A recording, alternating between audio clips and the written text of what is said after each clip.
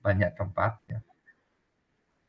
Jadi sudah lebih dari 10 tahun saya merintis untuk bisa berkunjung ke berbagai instansi di tanah air dan bahkan juga pernah dengan luar negeri gitu, sehingga apa namanya ya meningkatkan jejaring ya dan ya saling mengenal dengan para ya entah dari pemerintah kah, entah dengan swasta begitu. Kemudian juga dengan media massa juga kami pernah lakukan dan semuanya itu kami upayakan agar supaya para mahasiswa kami juga makin dikenal begitu Pak di dunia ya dunia kerja begitu dan kami juga punya mahasiswa yang kemudian bekerja di BNPB Pak.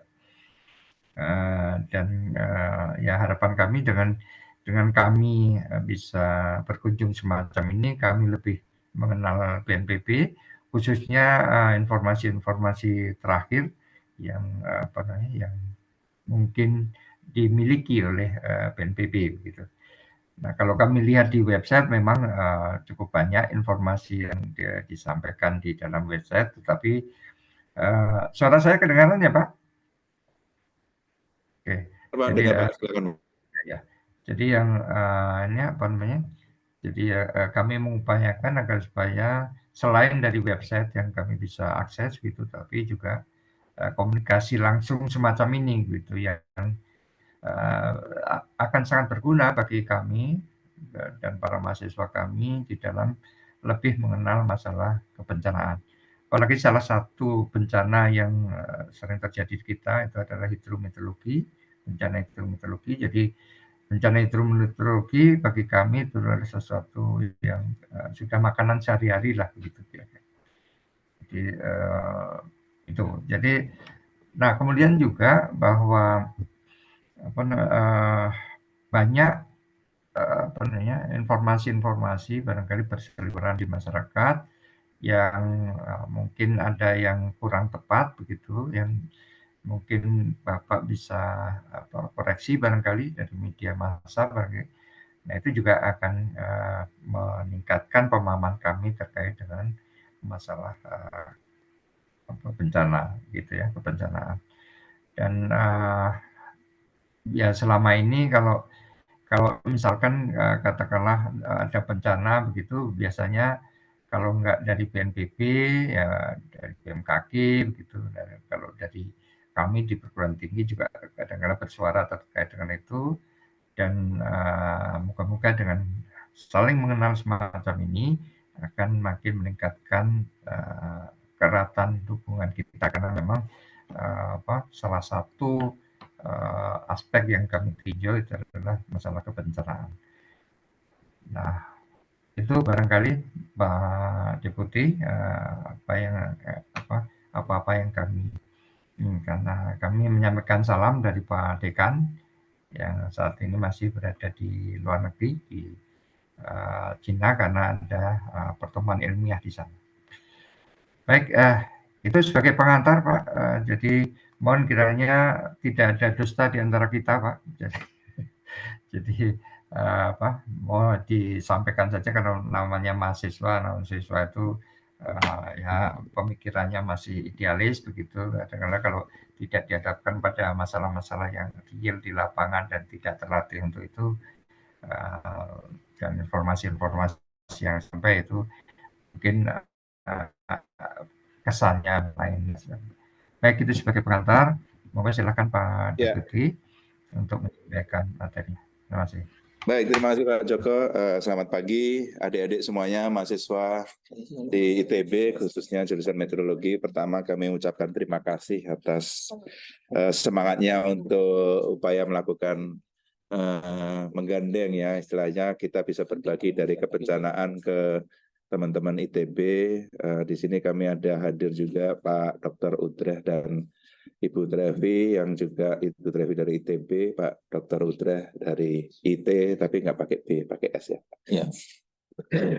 Pak Joko, ini Mengapa bencana itu penting ya? Jadi kalau kita perhatikan data selama 5 tahun terakhir ini, kejadian bencana kita itu lebih dari 17.000 kejadian bencana frekuensinya, dan 98% itu disebabkan oleh hidrometeorologi. Adik-adik pasti paham ya, yang mungkin dari berbagai daerah juga yang sekarang kuliah di ITB, mungkin bisa mulai melihat di mana potensi risiko apa yang ada di daerah masing-masing. Dari 17.000 kejadian bencana itu, 6.000 orang meninggal selama 5 tahun terakhir, Pak. Jadi begitu pentingnya, makanya upaya untuk mengurangi risiko itu menjadi salah satu hal yang menjadi semangat kita, termasuk yang sudah didorong di dalam peraturan pemerintah regulasi, baik itu di dalam perencanaan RPJMN, RPJP jangka panjangnya, sekaligus juga kita punya rencana nasional penanggulangan bencana. Nah, dari 6.000 orang yang meninggal itu 50% meninggal karena seismologi, jadi geologi. Jadi kaitannya sama kegempaan dan tsunami. Jadi meskipun 98% frekuensi kejadian hidrometeorologi, tapi yang meninggal akibat dari bencana itu lebih dari karena akibat dari geologi dan seismologi. Backup call kita tahun 2004 ya, waktu Indian Ocean Tsunami Aceh itu salah satu yang menggugah kita bahwa pentingnya untuk mengurangi risiko bencana. Waktu tahun depan itu 20 tahun Indian Ocean Tsunami, Pak Joko. Jadi mungkin kalau teman-teman mahasiswa bisa membuat paper ataupun apa ya, tugas sejauh mana sekarang penanggulangan bencana khususnya di bidang meteorologi itu sudah menjadi hal yang sangat penting. Untuk 20 tahun itu apa yang sudah dicapai dan apa yang bisa didukung untuk pemerintah selanjutnya di Indonesia, khususnya di bidang penelitian juga. Jadi kita sangat bersyukur kalau nanti ada ITB, tim peneliti bisa memberikan masukan untuk justifikasi saintifik untuk kebijakan decision making di Indonesia. Nah, tentunya nanti secara detail akan dilanjutkan oleh teman-teman secara teknis, bagaimana kaitannya sama pemetaan risikonya, apa yang menjadi rambu-rambunya, indikatornya apa saja yang dibutuhkan, dan bagaimana checking di lapangan seperti apa, bagaimana sebetulnya mengisi dari semua data itu bisa menjadi satu kesatuan untuk dianalisis, dari data menjadi informasi, informasi menjadi suatu analisis, dan analisis menjadi suatu strategi kebijakan. Nah, ini tentunya pentingnya justifikasi saintifik menjadi penting. Tanpa data, informasi, kami sebagai pemerintah yang bertanggung jawab dalam membuat keputusan dan regulasi perencanaan akan menjadi kesulitan. Nah, tentunya kesempatan kali ini kami akan berbagi kebutuhan apa yang diminta dari ITB khususnya, agar ini menjadi juga sharing knowledge untuk adik-adik khususnya, supaya kita paling tidak mulai dari teman-teman ITB, adik-adik itu memiliki kesadaran secara kolektif bahwa kita berada di kawasan risiko bencana. Bahkan ITB pun juga memiliki potensi risiko kegempaan, Pak Joko. Jadi siap-siap apa yang harus dilakukan untuk teman-teman di kampus dalam apa yang menanggapi terkait dengan penanggulangan bencana ini. Untuk selanjutnya saya serahkan ke Pak Utrecht dan teman tim untuk melanjutkan diskusi dan memberikan materi. Silakan nanti bisa berlanjut, siapapun nanti bisa bertanya, kalau memang belum selesai bisa dilanjut dengan pertanyaan tertulis. Dan kami tetap terbuka, Pak Joko, kalau ada teman-teman yang mau magang di sini, tentunya dengan berbagai aktivitas yang kita lakukan di sini sudah seringkali dipakai untuk teman-teman mahasiswa magang untuk ikut terjun langsung apa yang menjadi kegiatan kita yang ada di BNPB. Saya rasa itu sebagai pengantar, Pak Joko. Pak Utrecht, silakan nanti dilanjut. Saya mohon izin, saya ada kegiatan lain. Silakan Pak Utrecht bisa dilanjut. Ya. Terima kasih Pak Pradit yang tadi sudah. Ya. Ini nggak bisa kiri lagi. Oke, silakan. Baik, Assalamualaikum warahmatullahi wabarakatuh. Mohon maaf Pak Joko, ini tadi saya mempersiapkan paparan yang kebanyakan karena sedang khawatir itu bencananya lebih ke ini, di kita sekarang ada pekerjaan dari IDRIP yang sangat berhubungan dengan bencana gempa dan tsunami. Jadi saya tadi itu banyak mempersiapkan beberapa hal yang berhubungan dengan gempa dan tsunami. Tapi ini saya coba ganti beberapa hal yang mungkin dari paparan ini mungkin saya juga mewakili beberapa teman-teman karena kegiatan ini sebenarnya juga lintas direktorat, lintas kedeputian, sehingga mungkin paparannya juga dibuat lebih beragam walaupun tentunya tidak bisa mewakili seluruh kementerian dan lembaga yang ada di seluruh unit kegiatan yang ada di sini. Bentar, ini saya belum bisa dapat ininya.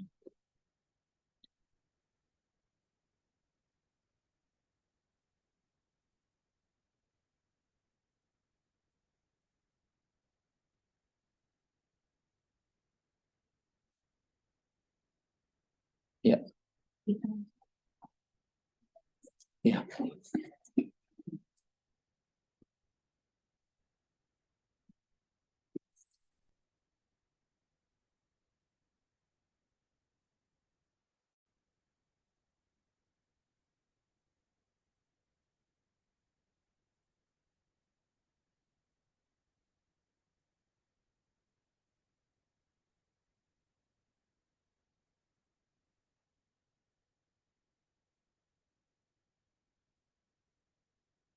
Bisa keluar ya.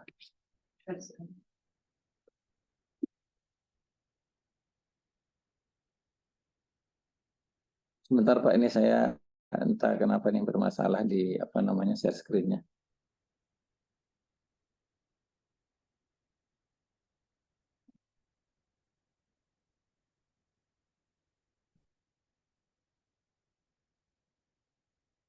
Oh ya, Pak, saya lewat desktop aja ya.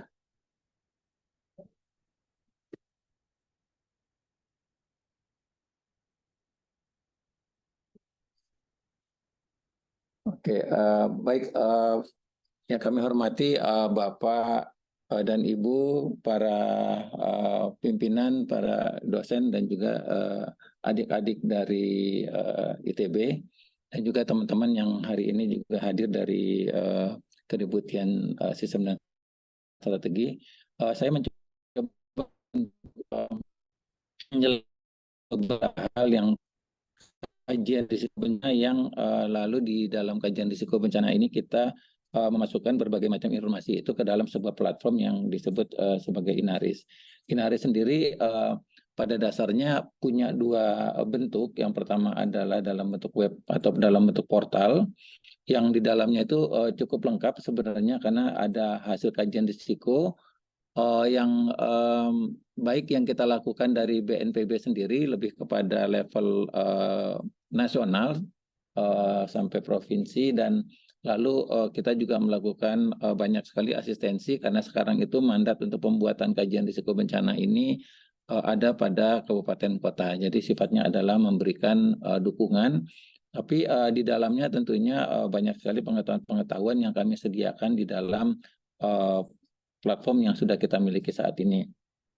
Dan yang kedua adalah di Inaris Personal. Ini adalah sebuah tools yang berbasis smartphone dan itu banyak sekali dipergunakan di dalam berbagai kegiatan baik di pra maupun sampai di kegiatan kedaruratan maupun yang pasca bencana. Nah, ini mungkin kalau semoga Bapak dan Ibu pernah mendownload atau bisa memanfaatkan aplikasi ataupun portal yang berbasis web ini di dalam kegiatan yang berhubungan dengan kebencanaan. Dan di dalamnya nanti saya juga bisa menunjukkan ke Bapak dan Ibu sekalian mungkin bagaimana fitur yang sedemikian banyak ini ada di dalam Inaris web ini. Jadi memang dia didedikasikan sendiri untuk pemerintah, perencana, akademisi, peneliti, praktisi, dan masyarakat. Nah, di dalamnya memuat berbagai macam jenis informasi. Karena dia risiko, berarti artinya ada informasi terkait dengan bahaya, kerentanan, kapasitas, dan tentunya lalu diolah menjadi peta risiko. Dari sanalah kita bisa mendapatkan seperti profil daerah ya, yang bisa mengidentifikasi sebaran risiko bencana yang dikaitkan dengan kepentingan yang lain. Yang di dalamnya juga ada hitungan-hitungan perkiraan kerugian, termasuk harta dan jiwa, juga fasilitas-fasilitas penting yang ada di dalam daerah yang terpapar. Dan dashboardnya adalah seperti ini, bisa dibuka nanti di inaris.bnpb.go.id.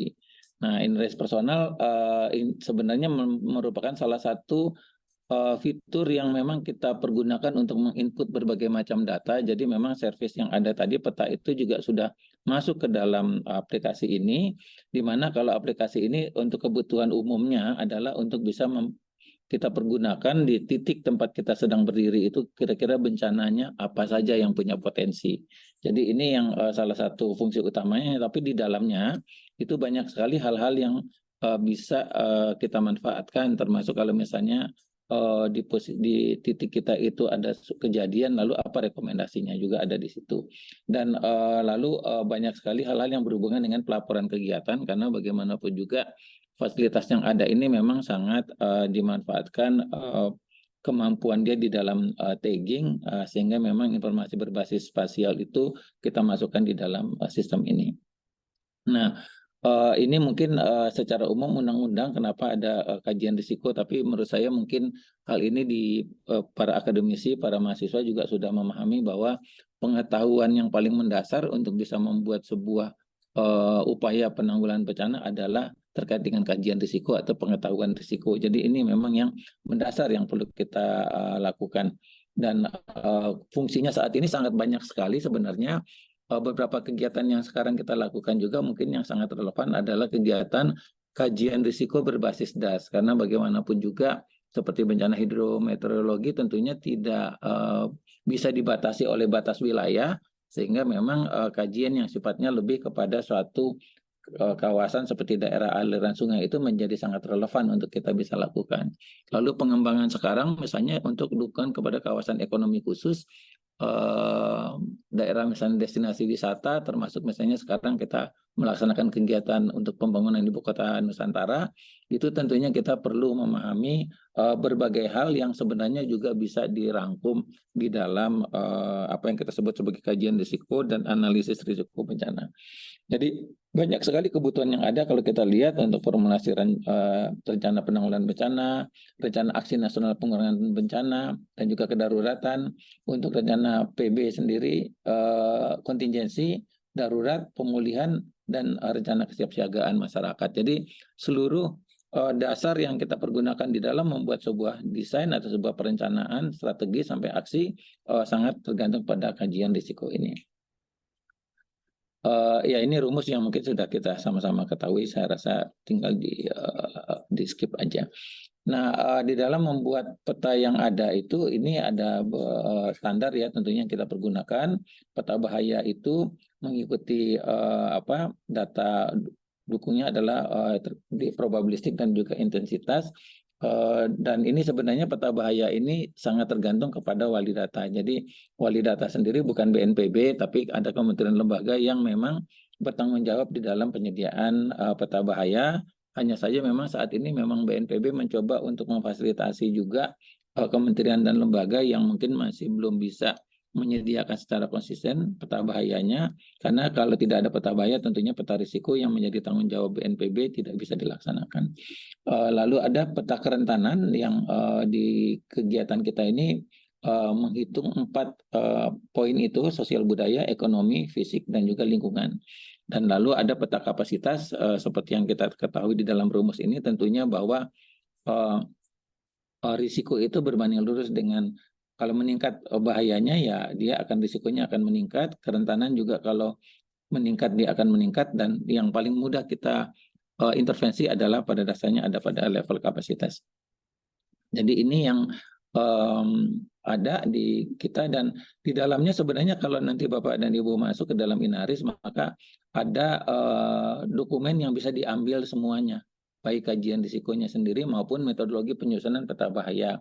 Misalnya di banjir ini kita pada dasarnya wali datanya adalah BIG dan PU sumber daya air, dan kita mengikuti apa yang disepakati di dalam pembuatan penyusunan meteorologi di peta bahaya.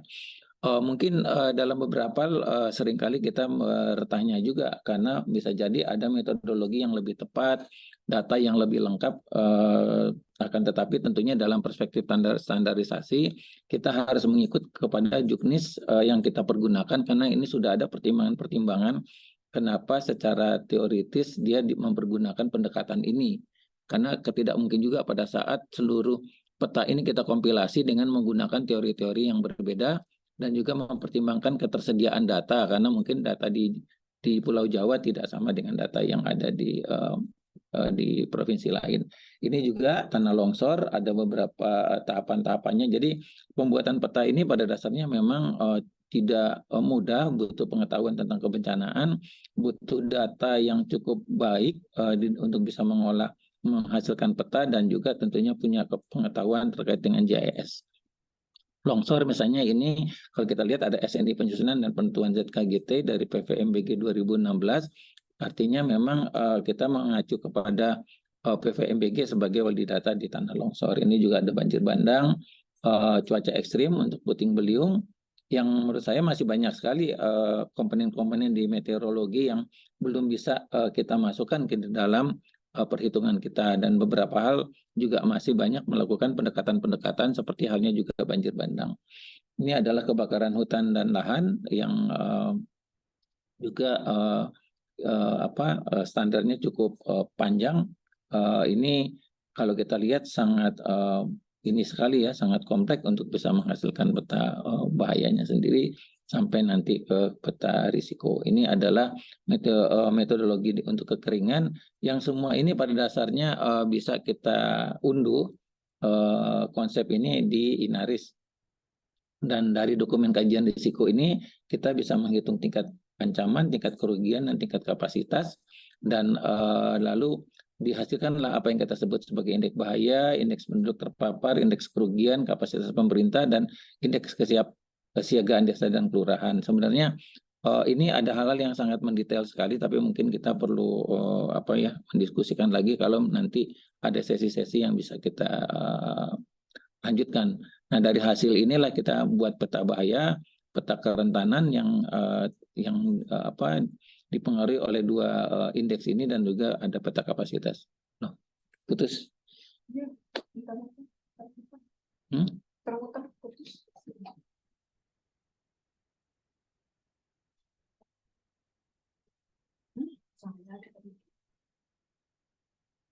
WA juga nggak bisa gabung. Tapi statusnya wifi-nya on ada, kayak nggak bisa berkat internet. Makanya ada kita tes.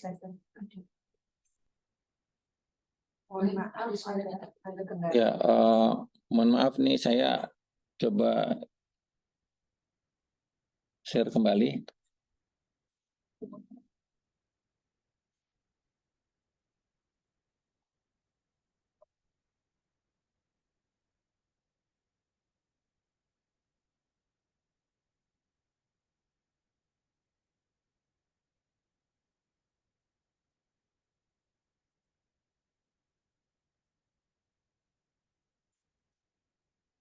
Saya udah harus ini.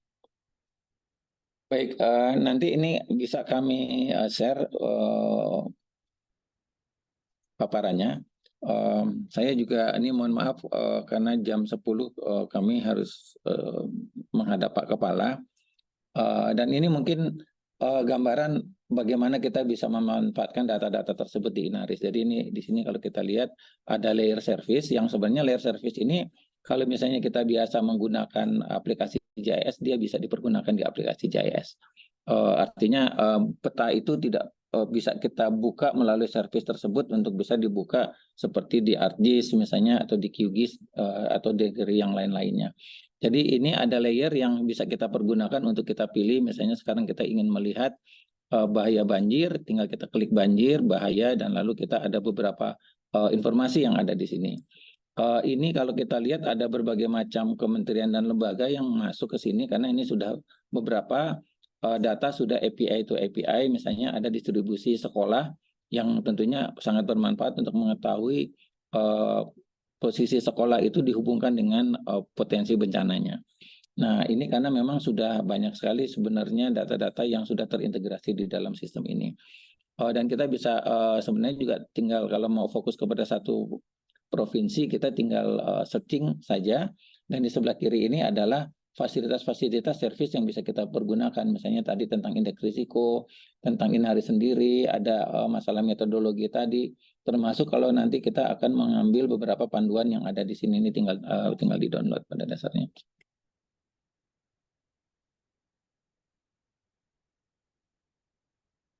Ya, jadi ini data yang kalau kita lihat ini semua adalah sifatnya overlay, kan ini data-data yang sifatnya adalah bersifat peta. Ya, tinggal kalau kita misalnya sekarang mau ya tinggal nanti diklik mana yang akan kita pilih dan nanti kita tinggal klik play. Ini banyak data-data dukung yang sudah kita sediakan di situ. Ya, seperti ini. Nah, di bawahnya kalau misalnya kita sudah masuk ke dalam daerah detail, sebenarnya nih kita misalnya untuk Banda Aceh kita masuk itu kita sudah bisa mendownload kajian risikonya, petanya, ada data wilayah dan juga ada data infrastruktur dan ada informasi-informasi terkait misalnya sekarang data sekolah yang berada pada zona risiko sedang atau tinggi, ini tergantung peta yang kita misalnya kalau ini banjir berarti ini adalah berapa jumlah sekolah yang ada di daerah banjir sedang dan lalu bisa berapa tinggi. Begitu juga dengan rumah sakit, puskesmas, dan lain sebagainya. Dan di dalamnya kalau misalnya kita masuk, pada saat kita sudah memasukkan overlay data sekolah, maka data sekolah itu sudah terhubung dengan Kementerian Pendidikan dan Kebudayaan seperti ini, dan lalu kita bisa klik lokasinya lokasi sekolahnya, sehingga ada informasi-informasi yang sudah disediakan oleh Kemendikbud yang bisa kita manfaatkan di sini. Jadi begitu juga dengan rumah sakit dan berbagai macam informasi-informasi yang sudah tersedia di sini.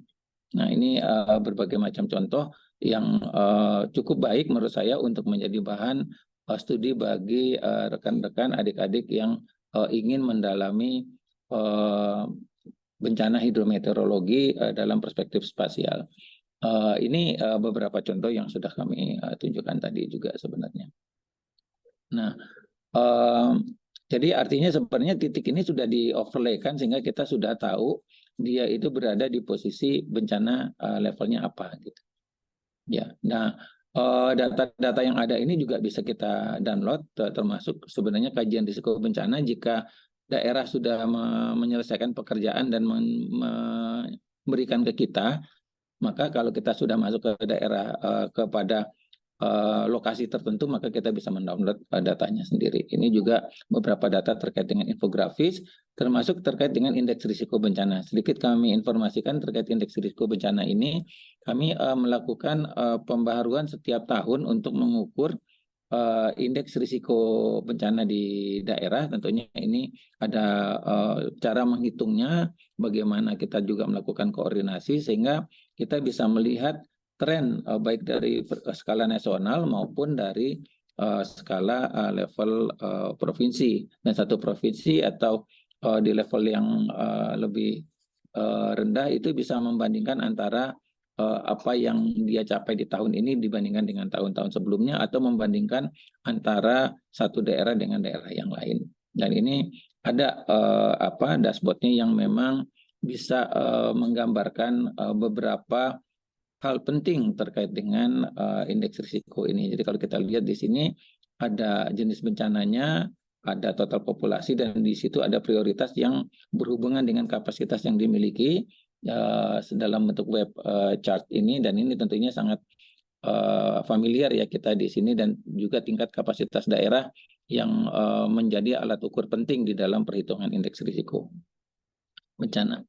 Nah, ini satu hal yang menarik buat kita sebenarnya kalau kita melihat di beberapa bukti dari contoh kajian dari risiko bahaya yang kita sediakan, itu tentunya ini sifatnya tentunya adalah hitungan teoritis potensi ya. Tapi ini dalam beberapa kejadian kita mencoba seperti kasus di terkait dengan Cianjur atau ini adalah Pasaman.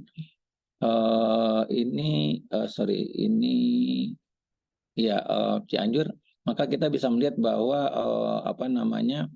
gempa Pasaman ya. Ini gempa Pasaman warna ini adalah data-data rumah rusak yang dipetakan melalui Inaris personal. Yang merah adalah yang tinggi sampai yang hijau yang rendah. Dan ini kalau kita lihat distribusinya cukup relevan dengan zona merah yang ada di sini.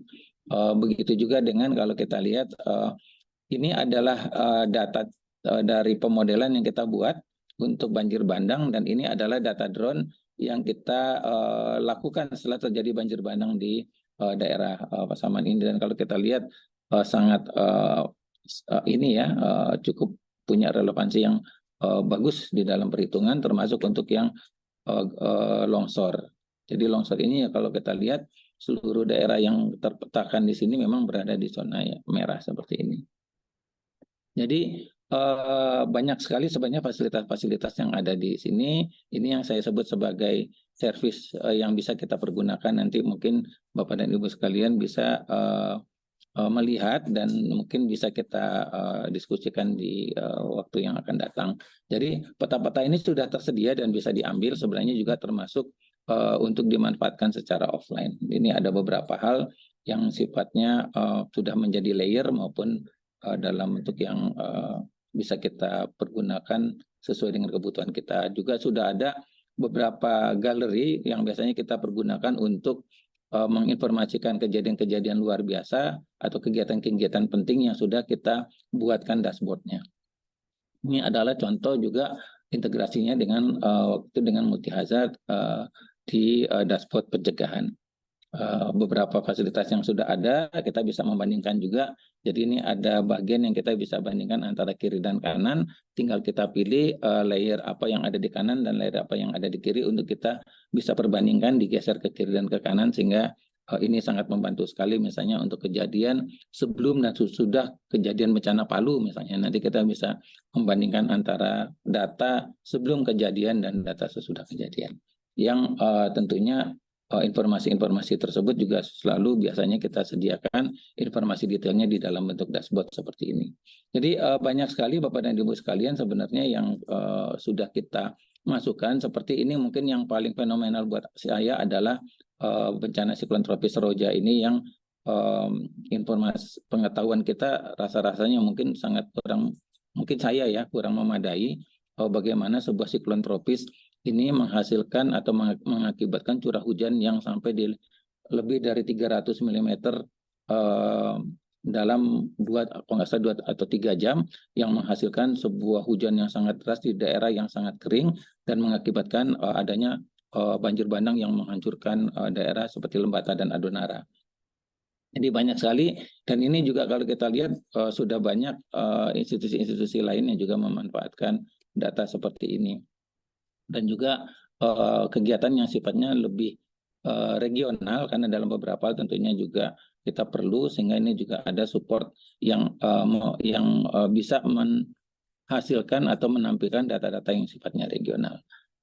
Mungkin itu beberapa hal, karena ini memang masih cukup banyak, tapi saya rasa di Inaris personal ini juga kami mengharapkan Bapak dan Ibu sekalian bisa mengunduh. Mungkin dalam beberapa hal ada ketidakmengertian juga di dalam memanfaatkannya, bisa nanti kita diskusikan lebih lanjut. Ini tentunya juga sangat bermanfaat, terutama kalau kita melakukan survei-survei di lapangan. Biasanya kita juga mempergunakan aplikasi yang sudah banyak sekali sebenarnya fitur-fitur yang ada di dalam ini. Saya rasa itu yang bisa saya sampaikan. Terima kasih. Wassalamualaikum warahmatullahi wabarakatuh.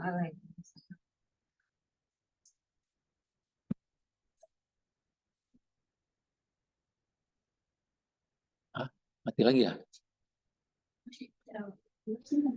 Barangkali bisa langsung tanya jawab saja Pak Otrek. Iya, silakan Pak. Bila mana barangkali.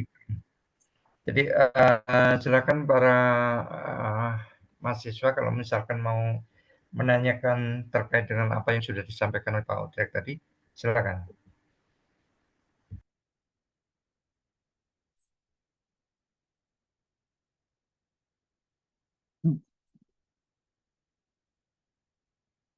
Di situ.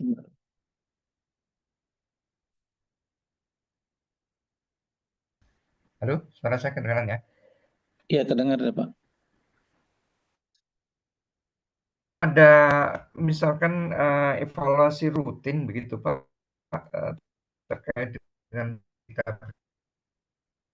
berita yang disampaikan di media massa yang dilakukan oleh BNPB, Pak?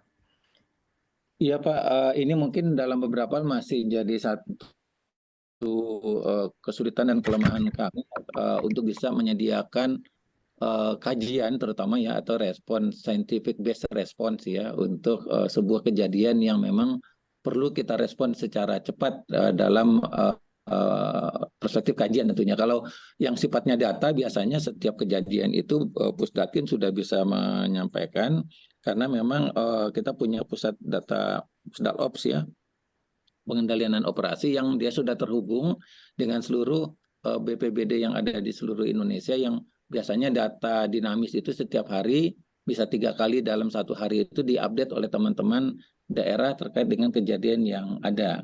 Nah, yang masih cukup sukar sebenarnya walaupun kami sudah ada dua link yang cukup baik Pak sebenarnya. Pertama FPT PRB, Forum Perguruan Tinggi Pengurangan Risiko Bencana, dan yang kedua kita ada satu kegiatan yang kita sebut sebagai TIPB gitu. Jadi tim untuk intelijen penanggulangan bencana. Ini tim intelijen ini artinya dalam kalau bahasa intelijen kan sebenarnya lebih kepada upaya mengumpulkan data yang di belakangnya sebenarnya ada kementerian dan lembaga atau lembaga riset atau perguruan tinggi yang masuk ke dalam kegiatan kita yang lalu kita kumpulkan.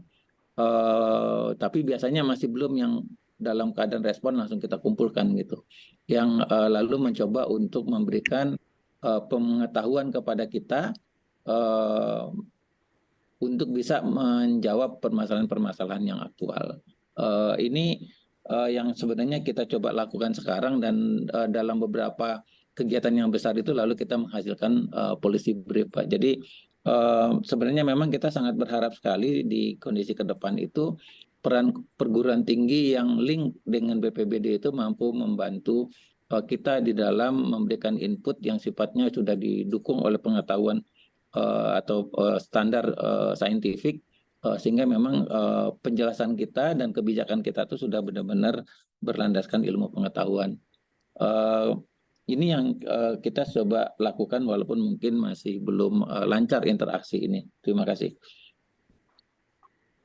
Ya, jadi memang kami pun juga siap Pak membantu BNPB dalam menjalankan fungsinya. Nah, kemudian kalau misalkan seminggu sekali misalkan ada pertemuan dengan para wartawan gitu, apakah itu juga dilakukan Pak di BNPB Pak? Iya, kita lakukan Pak. Jadi ada dua kegiatan biasanya yang berhubungan dengan wartawan. Satu yang pas kejadian terus kita bikin ini ya, bikin apa namanya press release. Itu lebih responsif sifatnya. Dan yang kedua yang seperti yang saya sampaikan yang sebenarnya kita lakukan itu rutin aja mencoba mengevaluasi kejadian 1 bulan atau mencoba memberikan penjelasan terutama untuk hidrometeorologi itu apa yang kira-kira akan terjadi di 1 bulan ke depan. Oke.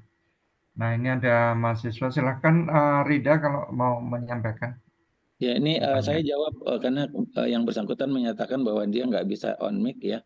Jadi memang sebenarnya kan yang membedakan ya data-data yang sifatnya modeling, seperti misalnya kalau kita bikin tadi peta gempa bumi gitu ya, bahaya gempa bumi atau misalnya apa ya ini banjir, tsunami misalnya itu pasti ada karena kan yang kita hasilkan itu biasanya kita pergunakan itu untuk rentang waktu 5 bulan, 5 tahun.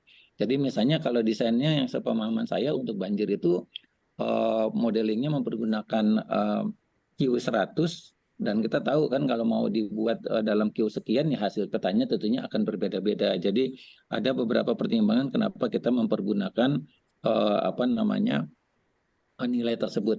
Dan tentunya untuk pemodelan yang kita miliki juga tidak sebaik misalnya modeling yang kita pergunakan yang sifatnya misalnya untuk early warning ya. Seperti yang kalau kita dulu saya ikut misalnya yang untuk daerah DKI misalnya yang bekerja sama Delta Res itu kan mereka sudah mempergunakan data berbagai macam data termasuk penampang sungai dan lain sebagainya. Jadi ini memang yang dominan untuk banyak kegiatan kita adalah yang data yang available dan yang sifatnya memang di dalam hitungan-hitungan 5 tahun gitu. Jadi apakah lalu kita misalnya ada El Nino, La Nina, kita memperhitungkan itu, parameter itu kita tidak perhitungkan karena memang tidak secara dinamis setiap tahun kita kerjakan.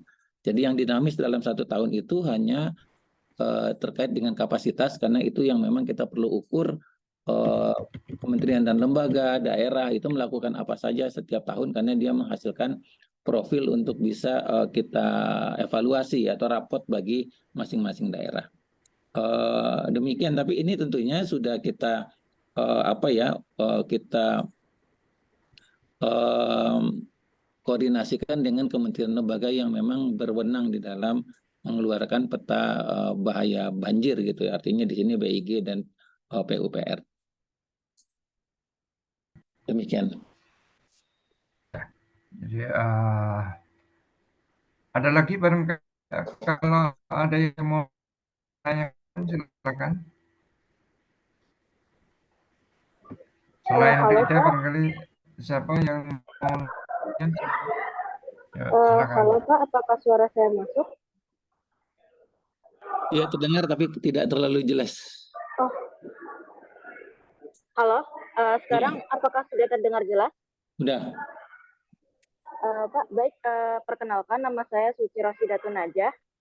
Saya ingin bertanya, untuk daerah Indonesia sendiri kan Indonesia itu memiliki wilayah yang sangat luas, di mana mungkin sebagian wilayahnya itu masih merupakan wilayah yang terpencil yang mungkin agak sulit untuk mengakses informasi dari wilayah tersebut. Nah, saya izin bertanya, untuk dari BNPB sendiri, untuk melakukan kajian resiko atau pemetaan resiko di wilayah-wilayah yang mungkin terpencil atau susah diakses informasinya seperti itu, bagaimana ya Pak? Ya, pada dasarnya karena peta kita ini kan pada dasarnya kalau yang kita kerjakan di BNPB itu kan dengan skala besar ya, skala kecil maksudnya justru 1:250.000. Nanti yang di level lebih detail dengan kabupaten kota misalnya itu mereka melakukan pengukuran yang kita fasilitasi itu di level 1:50.000. Jadi pada dasarnya tentunya kita sangat mengoptimalkan data-data seperti dari data BPS, kalau kayak data DEM itu juga artinya yang data-data yang sudah available.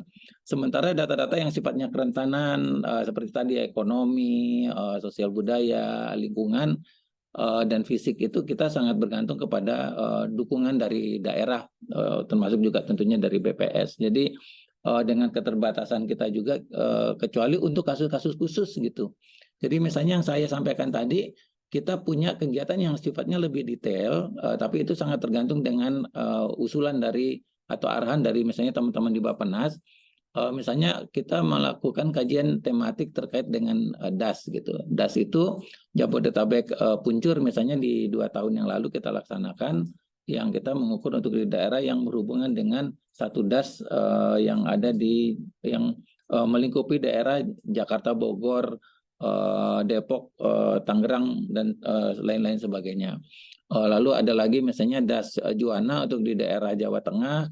Tahun ini kita fokus kepada DAS Asahan di Sumatera Utara.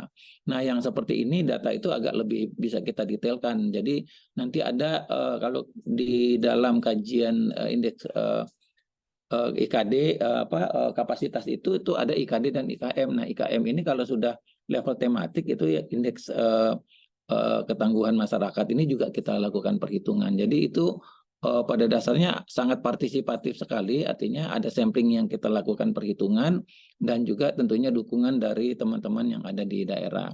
Pada saat kami melakukan misalnya studi untuk kajian daerah Raja Ampat untuk destinasi wisata misalnya, itu kita mempergunakan perguruan tinggi lokal untuk melakukan pengambilan data. Demikian. Baik Pak, terima kasih.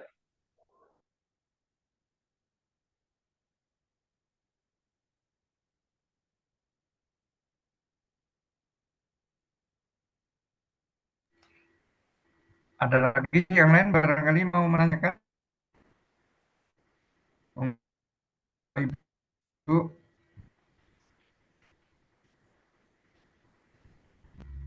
nah, Pak, kalau terkait dengan misalnya kerjasama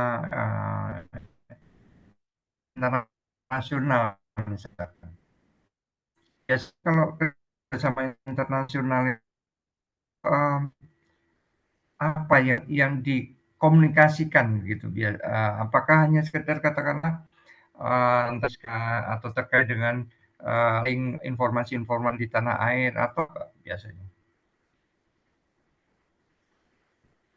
Halo, suaranya hilang. Ya. Jadi terkait apa namanya kerjasama gitu ya, kerjasama katakanlah dengan pihak luar negeri itu biasanya wujudnya apa, Pak? Apakah tukar informasi saja terkait dengan kebencanaan di tanah air gitu atau di negara mereka gitu? Lalu apakah mungkin ada penelitian-penelitian begitu barangkali apa namanya, ya mungkin saling menukar apa peneliti antara BNP dengan mereka atau bantuan-bantuan teknis atau seperti apa, Pak, biasanya? Baik Pak, sebenarnya di satu sisi BNPB ini banyak sekali bekerja sama sama ITB ya Pak ya untuk berbagai macam kegiatan. Em, jadi dan banyak yang juga berhubungan dengan kegiatan dengan luar negeri. Misalnya sekarang ini kita ada kerjasama. Biasanya kalau luar negeri itu banyak memberikan pendampingan Pak untuk beberapa kasus kita yang kita punya. Dan sebenarnya sangat berpeluang kayak sekarang kan di tempat kami ini hari sekarang ini masih ada berapa ya mahasiswa yang merdeka belajar 8 orang ya yang sebelumnya udah sebelumnya udah ada yang selesai 5 orang ya. Jadi di total-total itu setiap tahun itu banyak sekali sebenarnya mahasiswa yang kami libatkan termasuk juga yang nanti ada persinggungannya dengan kegiatan dengan luar negeri. Misalnya kita dengan USAID itu sekarang ada kerjasama dengan DM Invest namanya terkait dengan pool of expert untuk bencana kajian risiko bencana itu sangat kuat sekali aspek saintifiknya tentunya. Lalu misalnya dengan kita sedang melakukan kajian Labuan Bajo terkait dengan desain destinasi wisata aman bencana itu dengan Australia dan jadi banyak sekali sebenarnya aset-aset pengetahuan yang bisa kita kelola dan kajian risiko ini sekarang sebenarnya banyak sekali perguruan tinggi yang terlibat di dalam membantu daerah membuat kajian risiko bencana. Jadi aspeknya sangat luas sekali Pak. Misalnya dengan Jepang kita juga ikut SATREP sekarang ini program uh, yang saat ini berhubungan dengan coastal resilience gitu. Jadi sebenarnya hampir semua yang di tempat kami ini yang di Kedeputian 1 ini karena memang lebih kepada kebijakan strategi dia sangat kuat sekali aspek saintifiknya. Ada dengan Swiss, ada dengan Perancis juga saat ini dan mungkin minggu ini ada kegiatan minggu ini ya. Apa minggu depan itu juga yang kerjasama dengan ITB dengan Perancis yang terkait dengan lebih kepada bencana geologi gitu misalnya. Demikian Pak. Jadi biasanya mereka punya program yang dikerjasamakan dengan kita dan umumnya kita sering mengajak teman-teman baik seperti lembaga seperti BRIN maupun dari perguruan tinggi. Cianjur pun saya mengajak banyak sekali teman-teman expert dari ITB, BRIN dan lainnya untuk bisa terlibat. Baik. Masih ada pertanyaan? Wanita, Rian, dan yang lain-lain?